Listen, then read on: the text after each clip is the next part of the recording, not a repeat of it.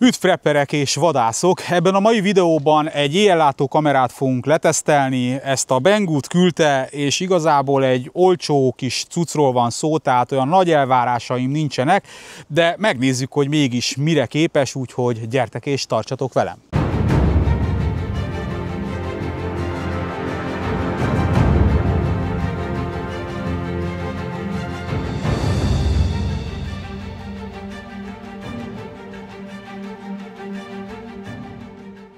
Nos, a beköszönő és ez a felvétel is utólag lett felvéve, ugyanis nem sikerült a felvétel a helyszínen, de nem is bánom, hiszen több tapasztalatom van most már így a kameráról, és pár dolgot még így el tudok mondani.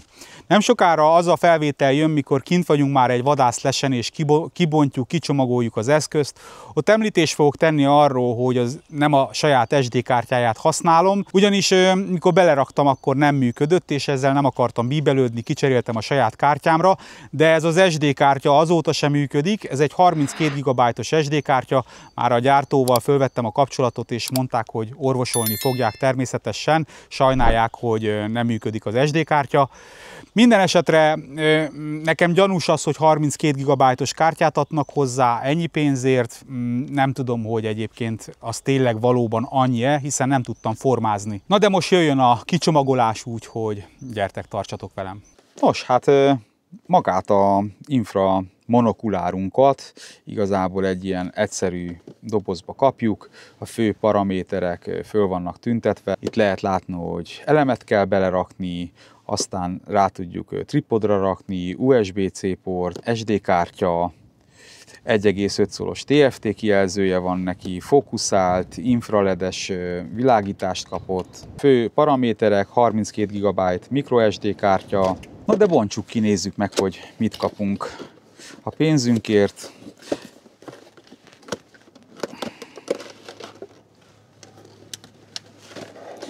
Ugye én már kibontottam, de egyébként be volt szépen csomagolva maga a kamera is.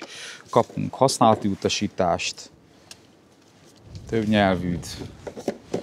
Kapunk egy USB, jobban mondva micro USB, bocsánat, az előbb rosszul mondtam.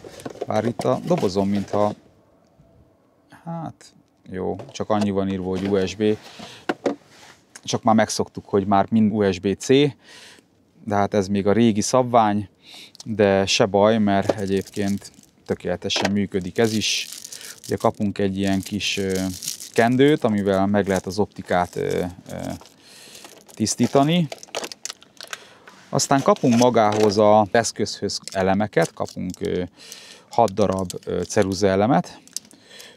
Hát, hogy most milyen minőség, azt nem tudom eldönteni, alkáli elem, most ez van benne jelenleg. Kapunk hozzá egy SD kártyát, ami egyébként arra készüljetek föl, hogy szerintem nem 32 GB-os, de majd meglátjuk. Majd le kell formázni, aztán majd meglátjuk. Na, hát nézzük meg magát az eszközünket. Ugye ő így néz ki. Ezen az oldalán kapott egy ilyen kis TFT kijelzőt. Itt van a márkajelzés. Itt alul kaptunk egy szabványos menetet, amivel úgymond ilyen tripodra vagy állványra is föl tudjuk rakni. Aztán itt van nekünk ugye a micro USB csatlakozónk, illetve az SD kártya foglalatunk. Aztán itt elől egy ilyen kis, nem üvegtörő, hanem egy ilyen kis árnyékolóval lehet úgymond a fókuszt állítani, mert hogy sajnos nem autofókuszos, illetve hát nincs benne stabilizátor sem, de ezt majd meg fogjátok látni a felvételekben, de én szerintem ettől függetlenül még használható. Itt elől kapta meg a helyét a infravető, tehát itt a kis üveglap mögött ott van az infraledünk, és hát az elemeket pedig itt kell berakni. Ugye 5 darab alkáli elem megy bele, jobban mondva. Hát ugye most már ki lehet helyettesíteni, lehet kapni 1,5 voltos lítium-ion akkumulátor elemeket is, ami 2-ás meg 3-ás, de majd a jövőben lehet, hogy ki fogom cserélni. És akkor itt kaptuk a kezelőgombokat, meg itt is kaptunk kezelőgombokat. Na, ez itt a bekapcsoló gomb, mód gomb, menü gomb.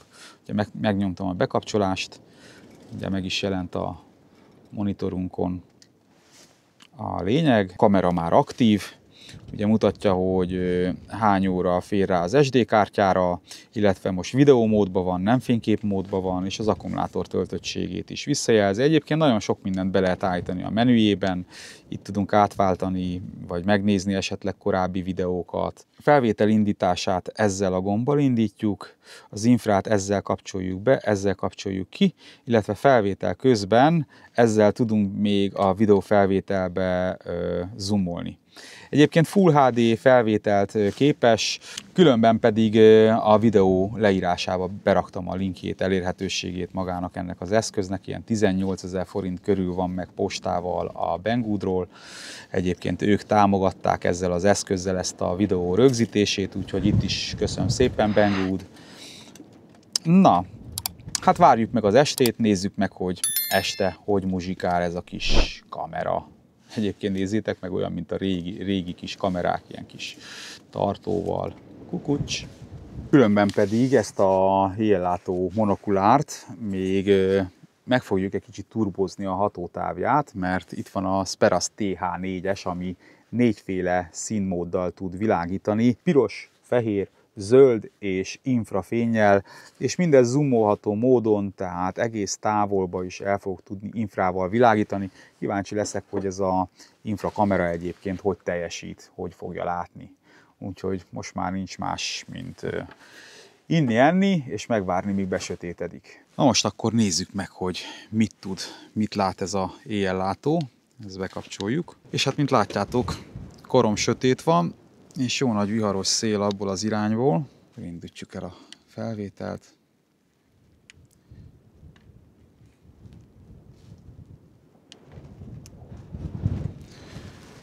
És bekapcsoltuk már az infrafényt.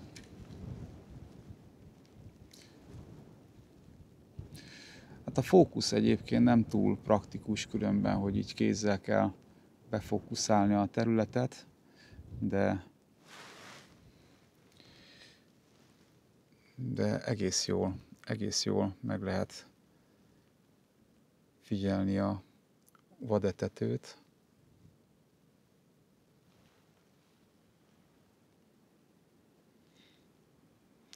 Hát most azt a területet veszi a rendes kamera is, amit ugye ez az éjjellátó vesz. Most pedig támogassuk meg az éjjellátónkat egy infrareflektorral. Lényegesen nagyobb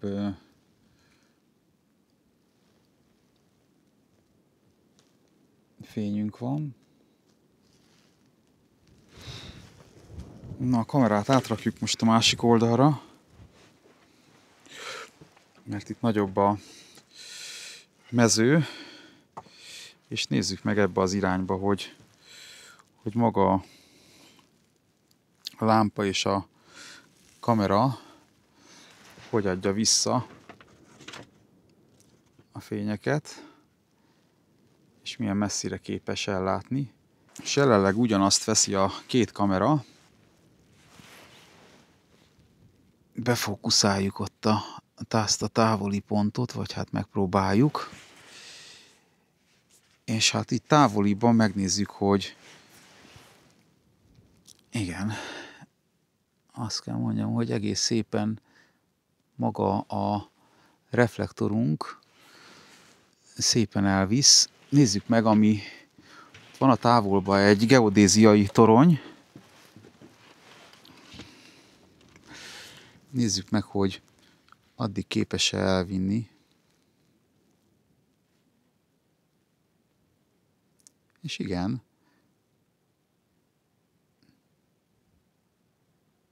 megvilágítja.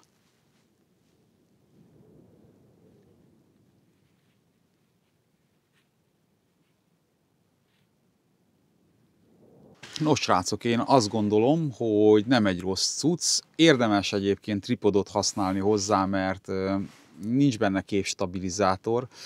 Nyilván ennyi pénzért már az nem fért bele, illetve az, hogy manuálisan kell fókuszálnia, az nagyon nehéz, főleg annak, akinek a szeme azért nem annyira jó, mert ezen a kis monitoron az élességállítás hát nem annyira jó, főleg, hogyha rögzíteni akarsz valamit élesen. Amint láthattátok, azért az éjszaka volt hiányosság bőven ennek a kamerának. Többek között van egy pár szempont, ami miatt ez tényleg egy játékkategória, tehát hivatásos vadászoknak úgymond ez nem annyira javasolt, ők sokkal drágábbért, sokkal jobb dolgokat tudnak vásárolni, viszont azt tartsuk szem előtt, hogy ez egy 18 000 forintos kis éjjellátó, és nagyjából ennyit is ér. Több probléma van vele, az egyik az, hogy nincs autofókusz. Egy szemüveges vagy nehezen látó embernek ez a pici monitor, ami rajta van ezen az eszközön, nagyon nehéz az élességet beállítani, főleg úgy, hogy viszonylag elég távolra kell rögzíteni. Közben ugye remeg a keze is az embernek, hiszen képstabilizátor sincs benne, és akkor ez a második hátrány. Tehát, hogy távolra nézel, az élességet is kell állítanod, és még stabilan kell tartanod. Egyébként szerencsére van rajta egy szabványos menet, ugye, amivel egy tripodra lehet rögzíteni. Nagyjából ezek a hátrányai, de egy jó kis móka, végeredményben nem egy nagy drágaság, ki lehet próbálni. Én a elérési linkjét be fogom rakni a videó leírásába, ha gondoljátok, nézzétek meg, vagy rendeljétek meg, ki mit szeretne. Én szerintem egy jó kis játék. Úgyhogy akinek tetszett ez a videó, azt kérem, hogy támogasson egy lájkkal, ha nem vagy még feliratkozva, akkor tedd meg, iratkozz föl, nézz körül a videóim között, hát ha találsz neked valót. Mindenkinek erőt, reménységet kívánok, szervusztok!